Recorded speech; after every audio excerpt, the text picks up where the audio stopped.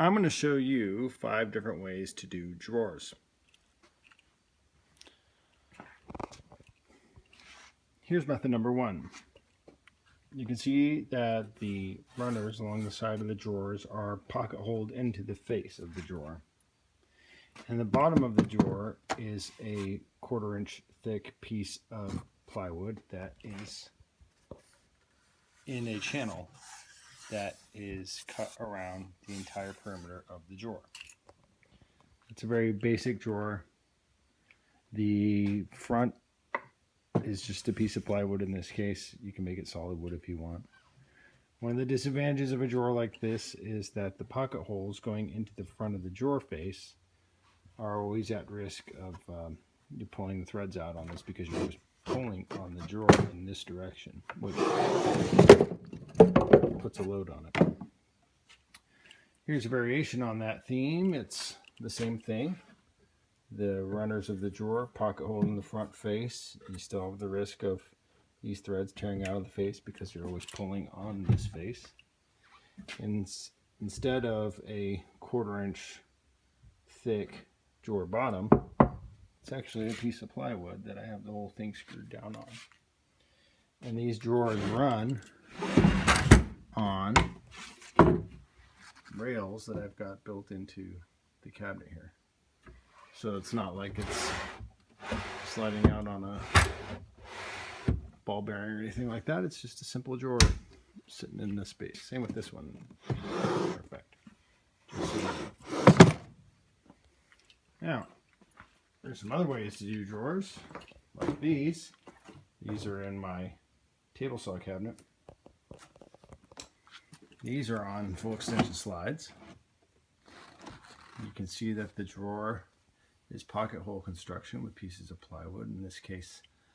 Now I've got the drawer bottom, which is again a 1/4 inch piece that's recessed into a channel all the way around. The drawer itself is pocket holed together, and what you can't see back here are the pocket holes, and there's pocket holes on this face.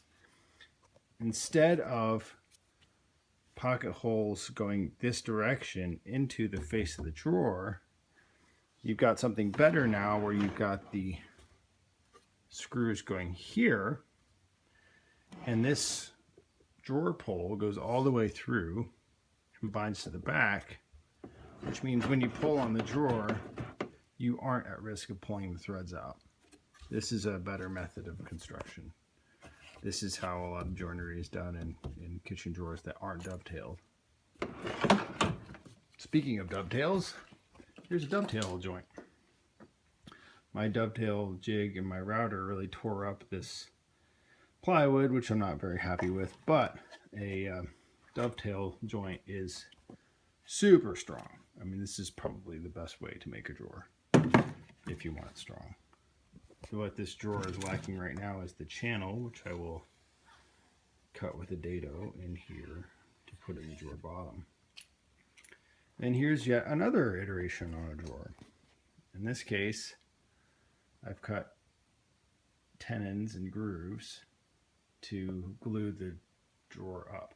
The thing I don't like about this construction, I'm a little bit apprehensive about, is even after I glue everything and I put in the drawer bottom, I'm going to pull on this face, which means I could always run the risk of pulling this tenon out.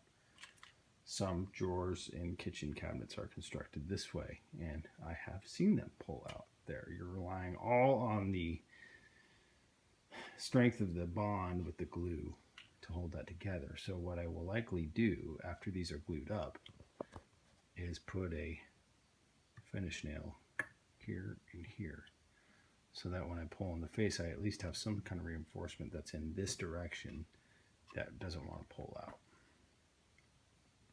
So that is 1, 2, 3, 4, and 5 different types of drawers and different ways to build them.